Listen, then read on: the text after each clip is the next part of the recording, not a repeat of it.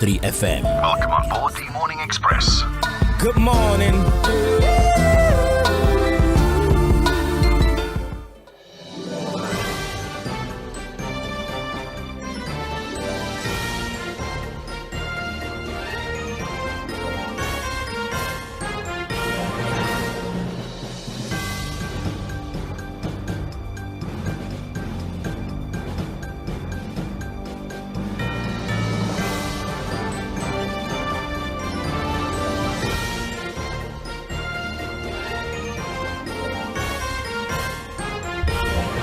Hello and welcome to Mainland 98.3 FM, the sound of Lagos. My name is Sage Babalola. Another day, another opportunity to try again, at least to make the best of the time that is provided to us. But as I always say, information is power, and we aim to empower you every single morning when you turn on your radio. It's important that you know what is happening within your country and many times even outside the country, right? It helps you to have an understanding of the dynamics that plays out in different nations that are under different economic umbrellas and the disparities that exist between these countries. So we often advise that you do not just limit your understanding to what happens in the environment, your immediate environment, but you also cast your net wider, even into the countries that border us, the countries that are miles away from us, the countries that we have relationships with.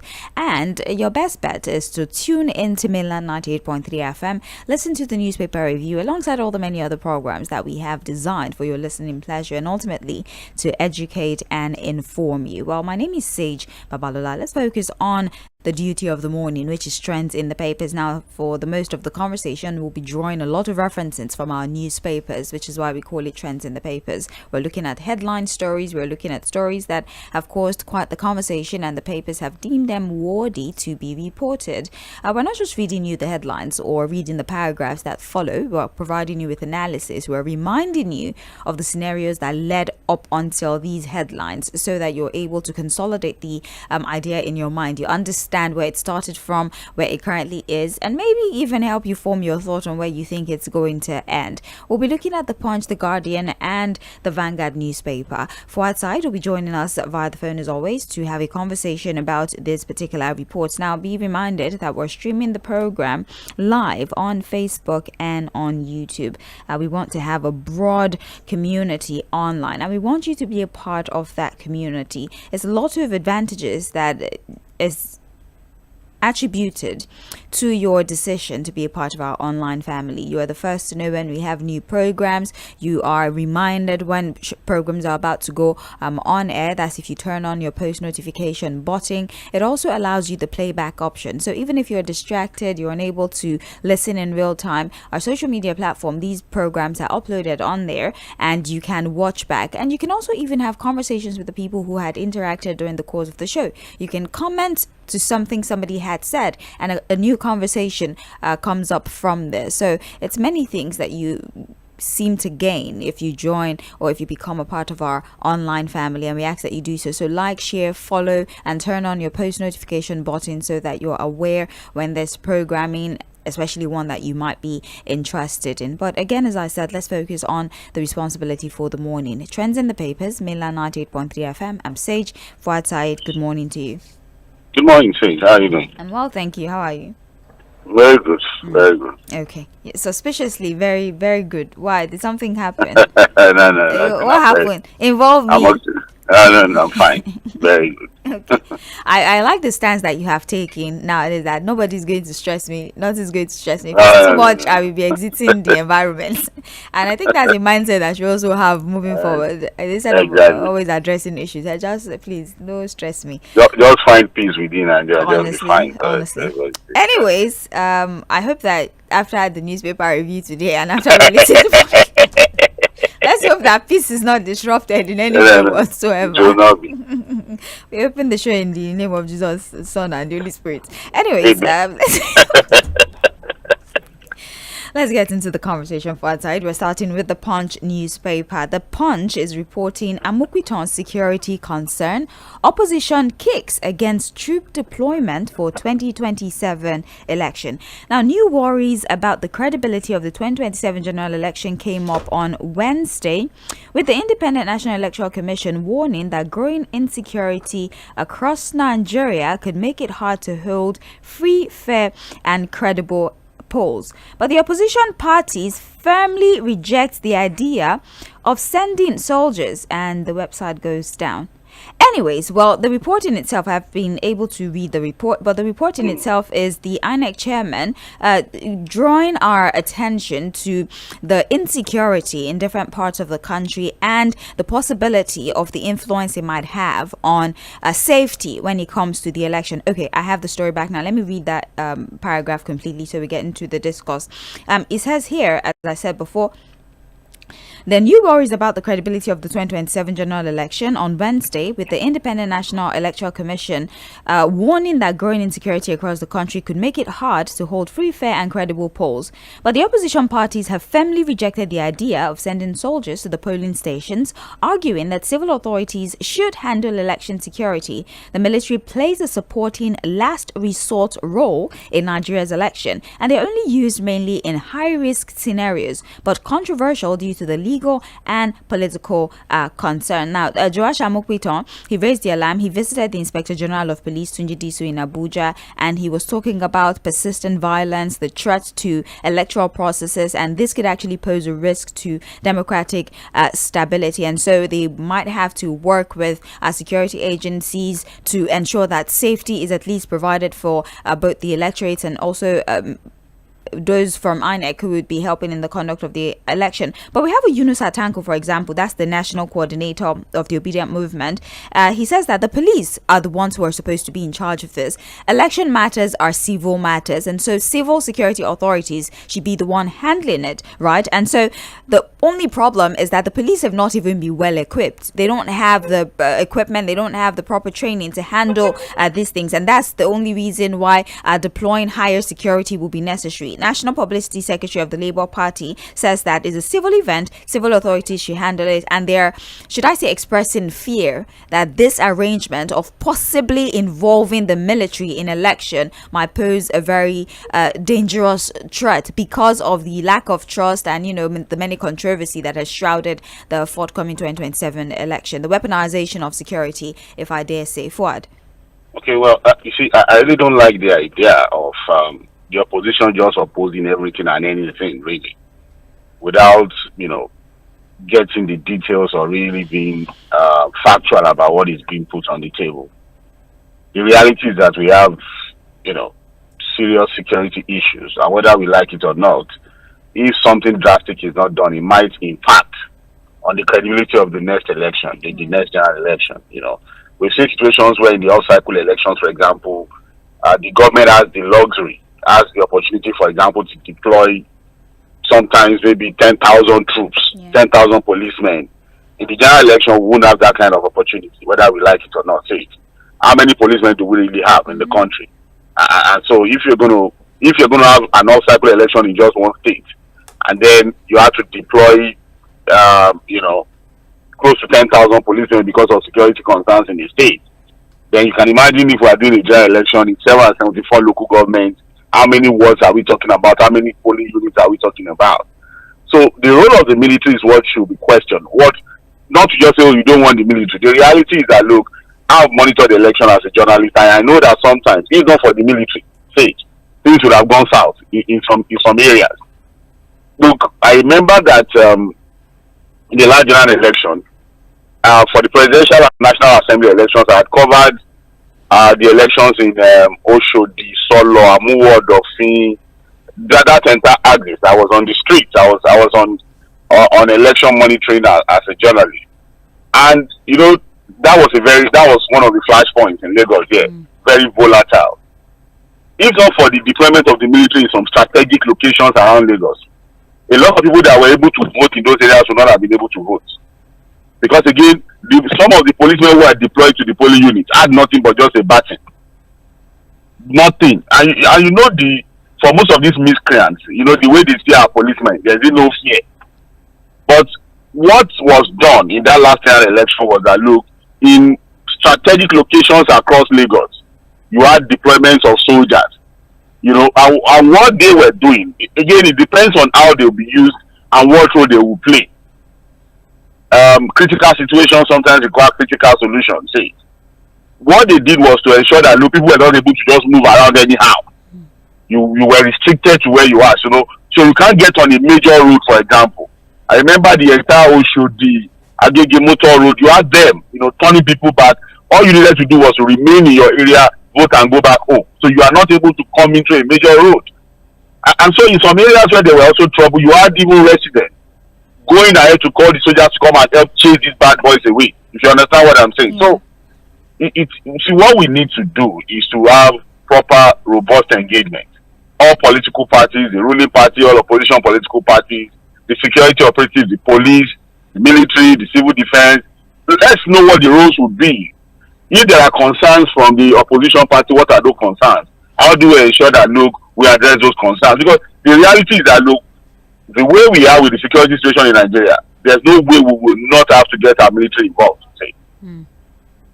All right. Well, again, the fear mostly comes from the fact that, well, I hope there's not going to be a case of the security agencies being used against, opposition and all that, which comes from, again, many controversies. But you do make a point. We have a serious security issue on our hands, and it might become necessary to employ the services. Just imagine we don't deploy enough security personnel. You know what we have done? We've given it free to the miscreants and all these talks to take it over. Yeah. That's what they will do. They will take it over. Yes, I understand that security operatives can be used, and that we have to address.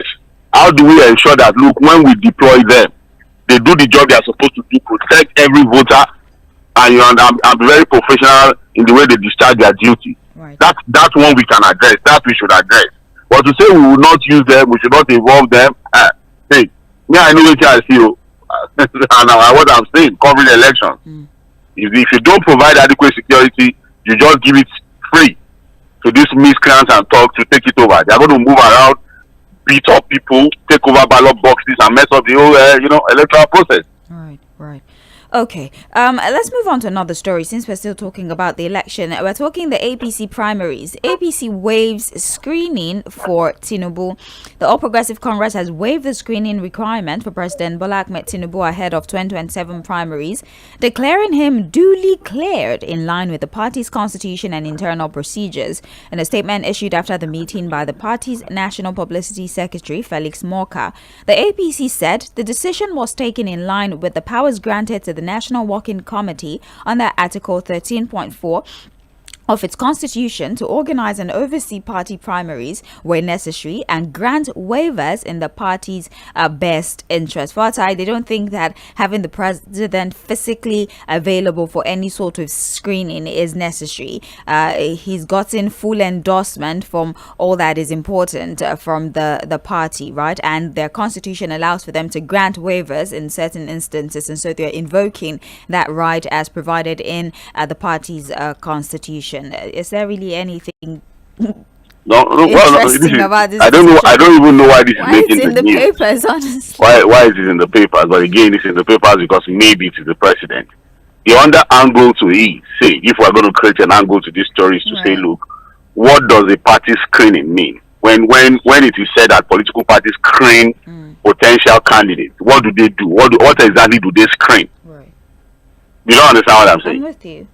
That okay, you are a party member, you are an aspirant, you are aspiring for an elective position. And so when you come for screening, what do the parties do? What are they supposed to do? And does it really have any effect? Say, do you know what they do? Tell me. What they are supposed to do? Tell me for a time. You don't know, seriously? Yeah, but I don't know. Okay, so you put yourself forward to say. Of course, I mean the requirement eligibility is also something. So okay, so what is that eligibility? What are the things that should come with the eligibility? I mean, do you have antecedents? Have you served before? Ideally, have you served before academic qualification, for example. And then they also check criminal records if you have any criminal past or things. Have you been convicted? Have you served a term before? These kind of things. Affiliations with certain individuals, amongst other things. Yeah. But I mean, they seem to know already. So for them to have waived this for the president, I'm sure to them they've ticked all those boxes and they think it's okay beyond all of the endorsement.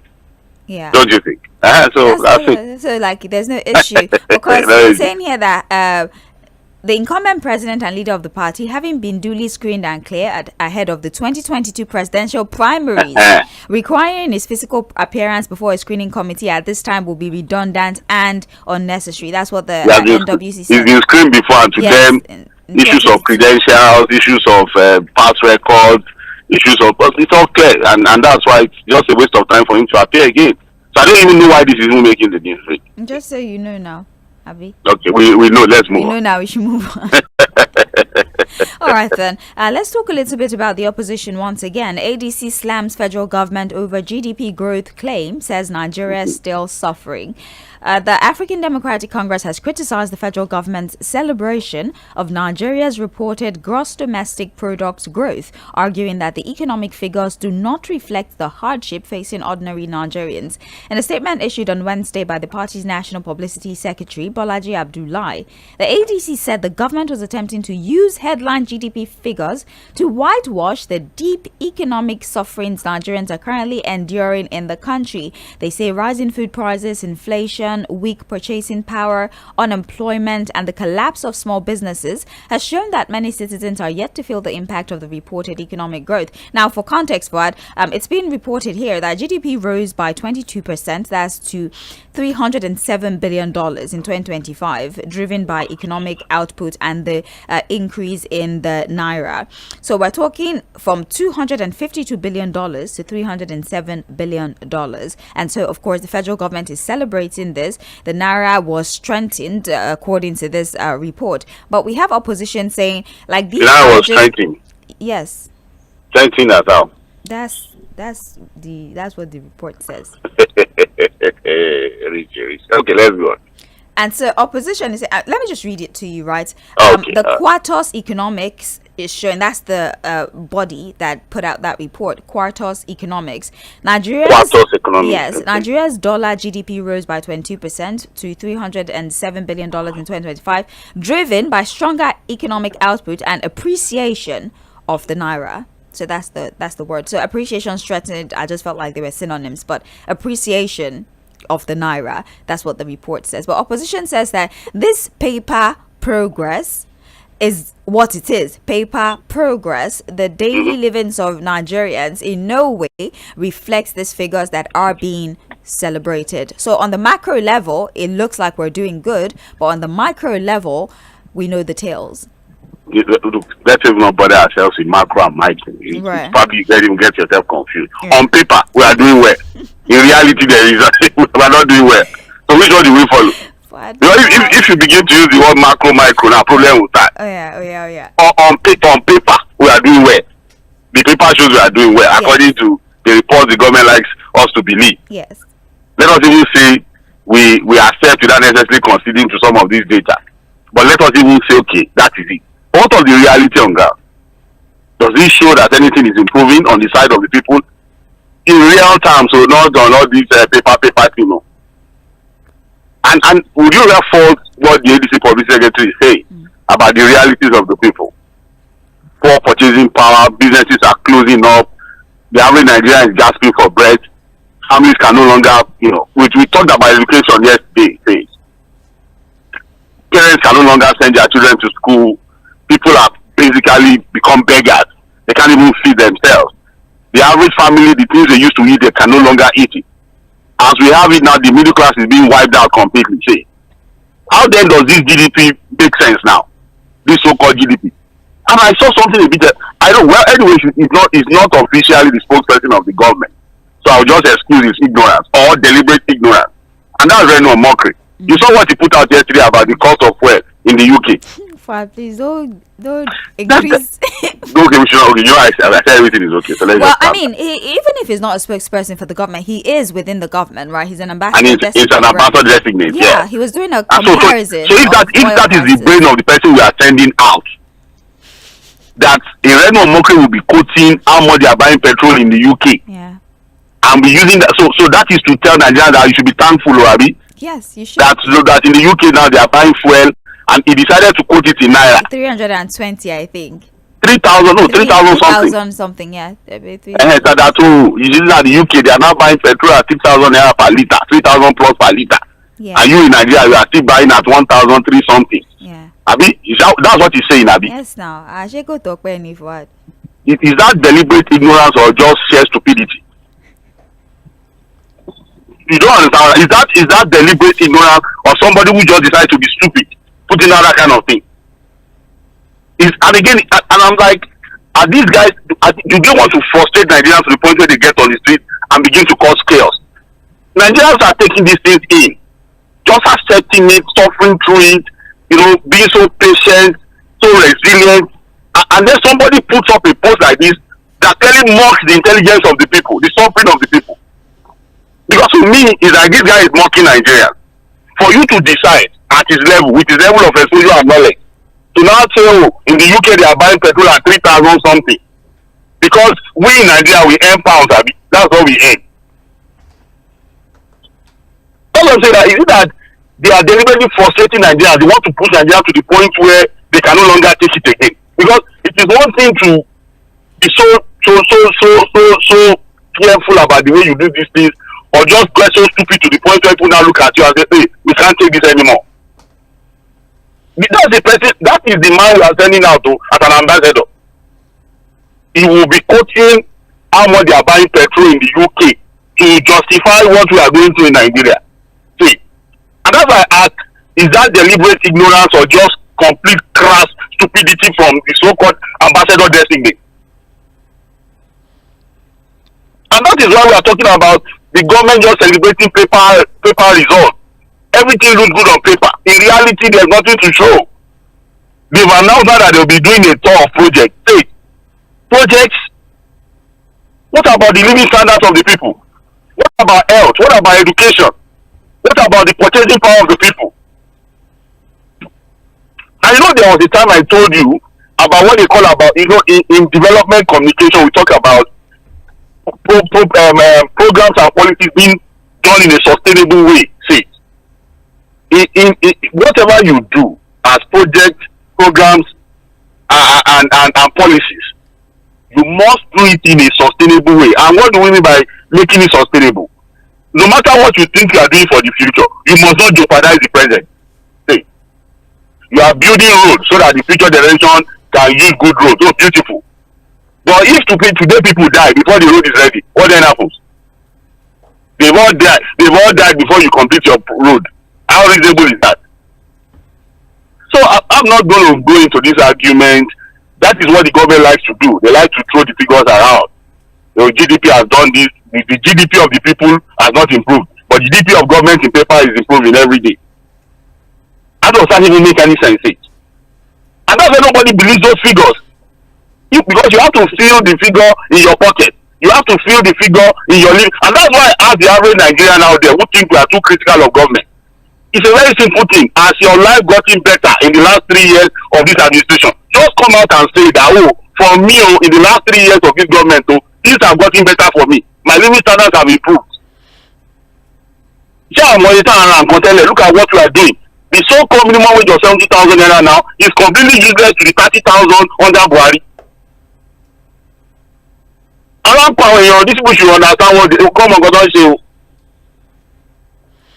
Well, look at the idiotic post that by Remo Mokri. I say it again, with pain. How idiotic can somebody who is supposed to be an ambassador designate be quoting how much they are buying petrol in the UK? How does that even make any sense?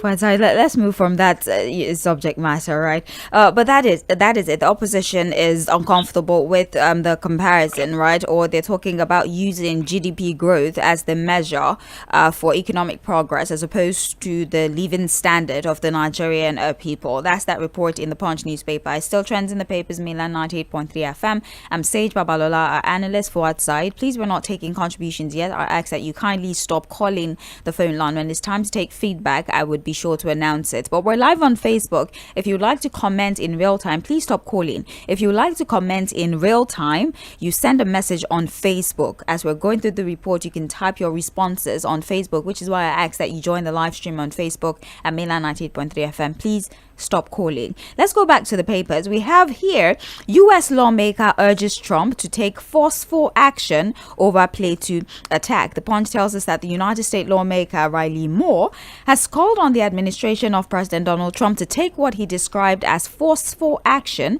to protect Christians in Nigeria following renewed attacks in Plateau State.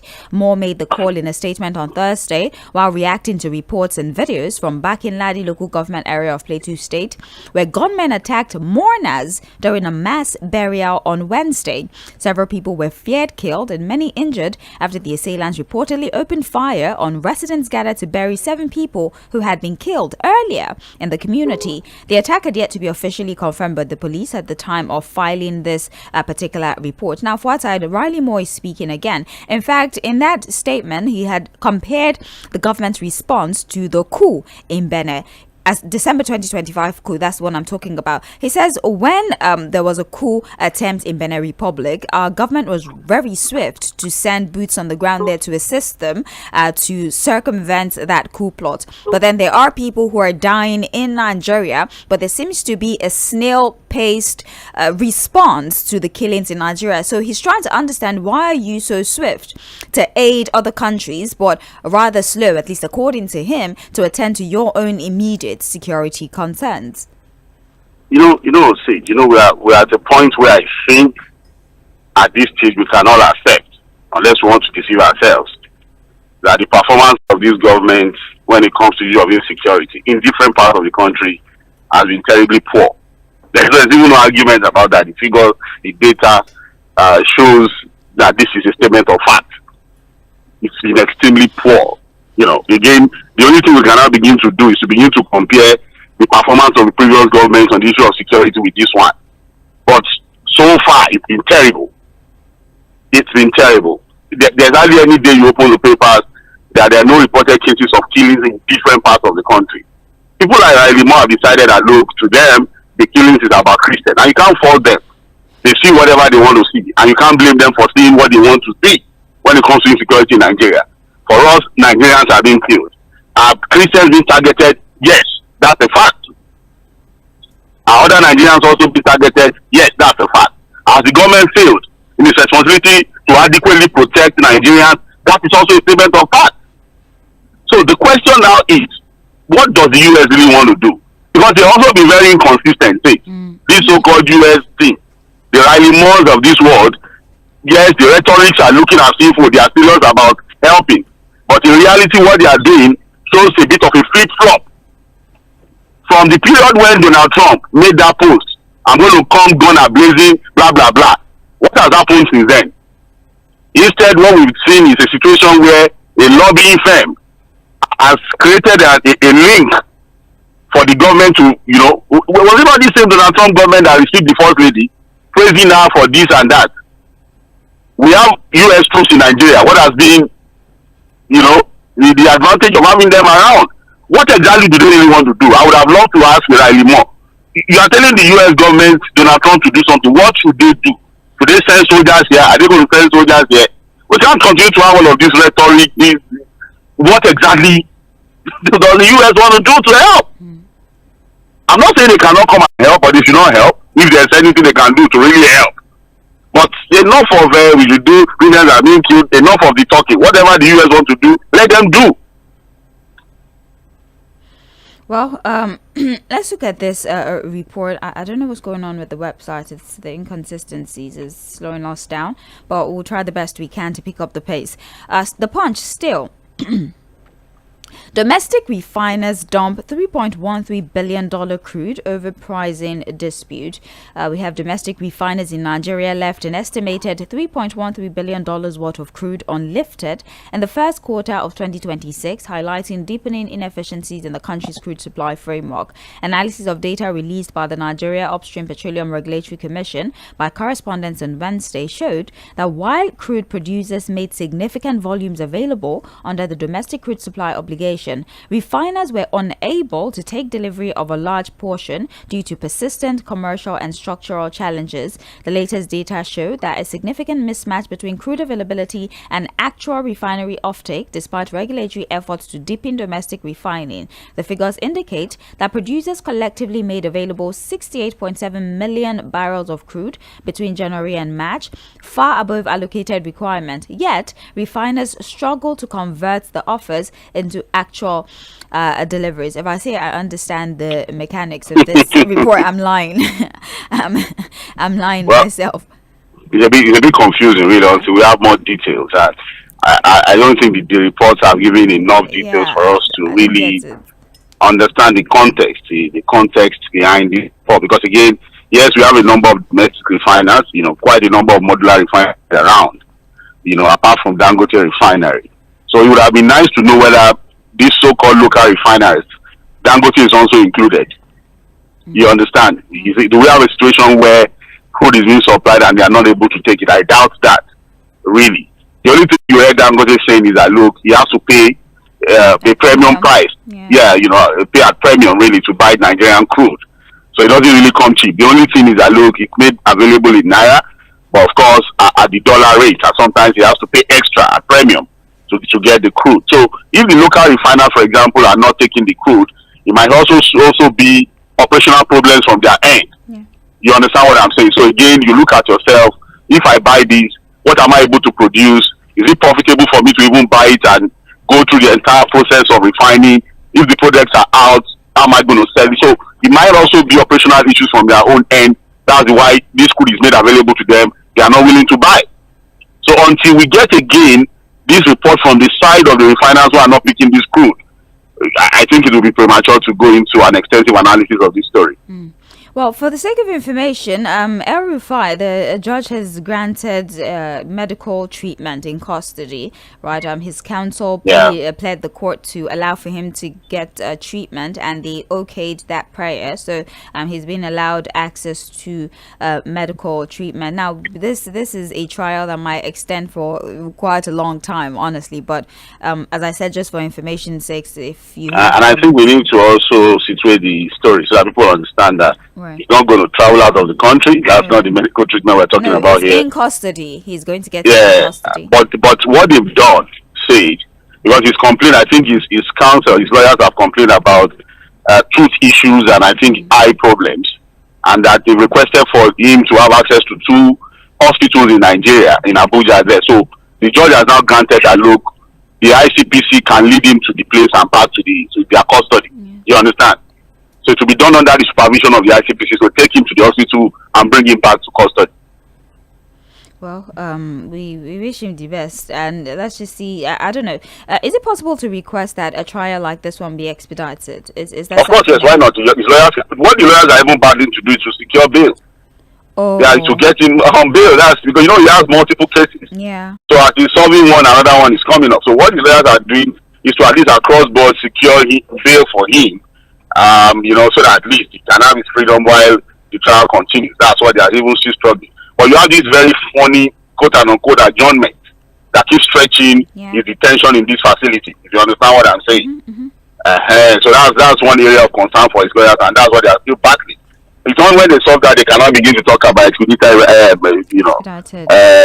hearing of the trial. For now, the battle is to at least across all the cases, getting bailed out of the place and then secure his freedom and then be able to attend to these cases from home. Let's go all the way back to Oyo State. Makinde may pick Adekombi, adopt ADP. We have strong indications emerge on Wednesday that Governor Seyi Makinde of Oyo State is set to announce a former Commissioner for Finance in the state, Bimbo Adekombi, as his preferred governorship candidate. Also, the governor is expected to announce the Action Democratic Party as the new platform to be used by his loyalists, supporters, and members of the People's Democratic Party in the state seeking elective positions in 2027 election. Now, sources that spoke with The Punch asserted that the governor had decided on Adekombi. They were divergent about the party's platform to be announced, with some speaking of the possibility of the National Democratic Party. So I would just like to emphasize that there is no fact, or at least there is no official information. Is this ADP or NDP? I was hearing ADP. Yes, it's NDP, right? The Punch is also saying that there's some people that are saying it might be the National Democratic Party, okay. That's the NDP, and the others that are saying it might be the Action Democratic Party as the new platform. So they're ADP. unsure. Yes, they're just referencing sources who say it might be the ADP, it might also be the NDP. So it's just APC and but you know this kind of story. There's no smoke without fire. Yeah, that's so I'm just putting out there that I just wanted to emphasize that it is a source. So this statement or this comment is not credited to. But Makinde will have to do something eventually. Right. Right. What I think he's going to do is that he will remain in the PDP as it stands now. Yeah, and then his loyalists go to the party. My mind, I don't know really. My mind is telling me that he might not, come out at this time for any elective position. I might be wrong. This is again just looking at the body language, the moves he's been making. Again, they've now from his own faction. I think they've now appointed him as the leader of the party or something. He has a new position. Right. Himself and Wike, they are dragging the party. You're tearing the party apart. Former G members. They've done to no G, zero G now. So why Makinde is dragging the PDP from the right hand? Wike is dragging him from the left hand. He tears the party into pieces. So, but I assume that what Makinde wants to do is that this PDP, I'm a Faloni. We're not going to leave him for you.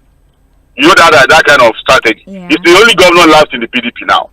Yes. Bala Mohammed, the man that said he's not a freelance politician, that one has moved to APM. so Makinde remains the only governor, in the PDP. And the report is saying that, look, he has somebody in mind. Definitely, he will have somebody in mind as the successor. And so what he's going to do is to remain in the PDP if it is true, if this report is true, and then push them to another party. So he will be funding them, supporting them on another platform. So that one is a safer way of doing things now because of the problem of the PDP. So, but again, look, everybody will know where, as we stand now, say, before the end of May, we all know where all these politicians stand. Yeah. We all know all their games, all their permutations. We will know because there's no time again. The ILEC timeline will eventually compel them to open up on whatever secret they have now and their strategy. So we wait to keep our fingers crossed.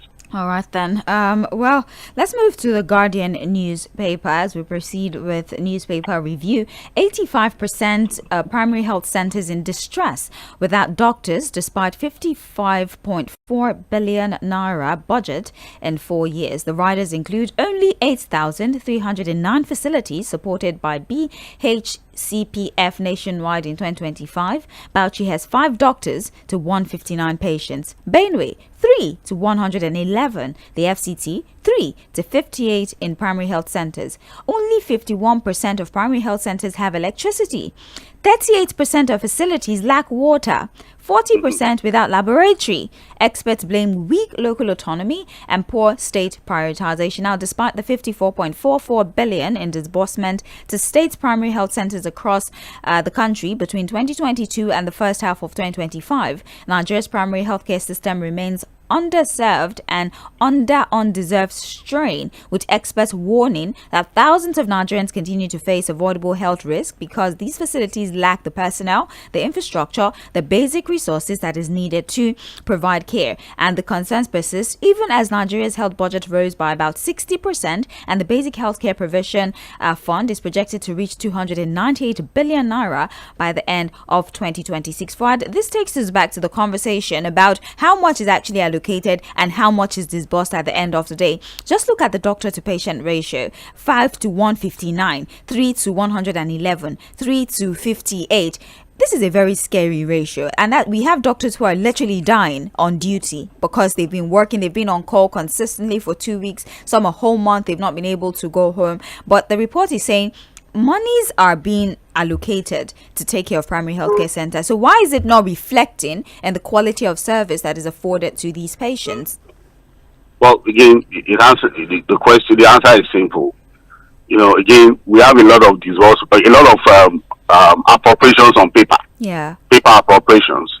But when it comes to implementation and proper disbursement, nothing happens. Remember the last revelation by the former Minister of Finance, Tʀᴇ, when he said, it was revealed that about 230-something billion had been appropriated for the health sector, like but only about 30-something million naira was eventually disbursed. And it was the same Mr. Tʀᴇ that made us understand that, look, about 70% of the capital expenditure portion of the budget was not funded. So now we are not even talking about the general health sector. This is primary health care. Yeah. And look, the word primary should make people understand why it is important for us to have proper funding, if not 100% funding, for this health sector, for this sector, if you understand what I'm saying. Yeah. Because again, you are talking about the first point of call for the average Nigerian, the first point of call when they are sick. So how do you have a situation where, look at the statistics, look at the data. If you pitch this out now with the GDP, doesn't even make any sense now to be talking about GDP. Please don't. I'm just saying, it's part of it now. By the time you begin to look at the GDP now, and they tell you, look at the state of their primary health care center, how then does the GDP make sense to anybody? Where people who have all these minor ailments, where they are supposed to have the first contact with medical professionals, don't even have anything there. If you go around PHCs, say, you wait for this country. States where the governors cannot provide facilities for primary health care are busy building airports. Say, they are busy building airports. How do they draw up that scale of preference sometimes? Like, is there a technique? There's no technique. The technique is fraud. It's just about stealing people's resources. It's just the technique is fraudulent. The technique itself is all laced with corruption. So they prioritize the areas where they can steal the resources of the people, not in areas where they can make meaningful impact in the lives of the people. How do you, as a governor that cannot adequately fund primary health care for the people, think that the project that will impact the lives of the people is to go and build one useless airport in a place, and the airports are there, nobody's really using them? How many people fly? How many people can afford to fly in your So you remember that last year there was a report that talked about the fact that a lot of these airports are almost abandoned. Nothing is happening in most of the airports. And billions of naira have been sunk. Again, because most of these guys know that these white elephant projects are easy way to steal the resources of the people. Go into the PHC. Look, Lagos is even a far big standard though. Like, if you look at the health sector in Lagos, but even if you go into the facilities in Lagos, the doctors are overstretched. See, you see it is obvious. You don't need to do too much wahala to know that these guys are overworked. And then what of the cost? The cost of medical care now, say. Yeah. The cost of medical care now, I'm telling you for a fact. I have the son of a friend now who has been billed for a procedure. Say, who has been billed for a medical procedure, a minor medical procedure. And when I saw the bill, I just came to the conclusion that the child of the poor in Nigeria today, if the child has any ailment that requires minor or major surgery, they would rather just take the child home to go and die. Where would the money come from? Say, I'm talking about a minor surgery for a child that is close to 400,000 naira in a government hospital. See. I'd like us to move forward. Now, we might not be able to take analysis, but I just wanted to reference Wike and recent comments credited to him where he says that, any bank that opens an account for the Turaki-led faction to allow for payment of nomination fees, amongst other things, that he's going to close the bank. So he's become an emperor. You can just do and undo. So a bank opens an account, he will just go there and scatter the bank. He says he's going to seal it. He will seal the place. as our No, he said if they open any secretariat in office, he will, PDP, yes, now he will seal it. so he will just go and seal it because Yes, he's the lord of the manor. He's the emperor, Abuja emperor. FCT for address. So he can just seal any property. No, there's no court procedure to it. No, nothing. He will just wake up because they say it's PDP secretariat. He will just go and seal it. So that's how he wanted to go and fight with a soldier that they were almost going to kill him. If somebody is power drunk and will just go and kill himself, he thinks he can just do anyhow, threaten everybody because he's the minister of the FCT. He will not be the first and the last of the minister. He needs to understand that. Anyways, they can continue to threaten themselves. They are all politicians, and they let them kill themselves there. Because again, we are seeing clearly that these politicians have no restraints. There's no decorum, no restraint. They just behave anyhow, talk anyhow. I dare that. They should go. I will seal it. What is that? No reaching. Thank you so much for your analysis. Appreciate you. I just wanted to read out these remaining headlines. Obi left ADC because he could not take on Atiku. That's Dele Momodu making that statement. We also have here Lagos to begin paid on-street parking to tackle gridlock. So you'd pay if you park on the street, basically. But they said they are selected streets where that will be happening. So it's not like it's everywhere. It's just the only thing for me is that why is the state government taking this away from local governments? And they said the local governments have considered. They've given the agency the power to do it. As expected. Did you expect any different? I'm shocked that they keep taking all these things away from local governments. Well, they create agencies and take all the powers away from them. So even this basic thing as managing street parking now has to be done through an agency. The local governments don't have a say now. Well, again, it's voluntary, so I wish them all the best. They said the governments have considered it to the agency. Thank you so much for your analysis as always. That's all we can take this morning. I will open the phone lines after this commercial break. I'm Sage Babalola, Milan 98.3 FM. Please stay with us.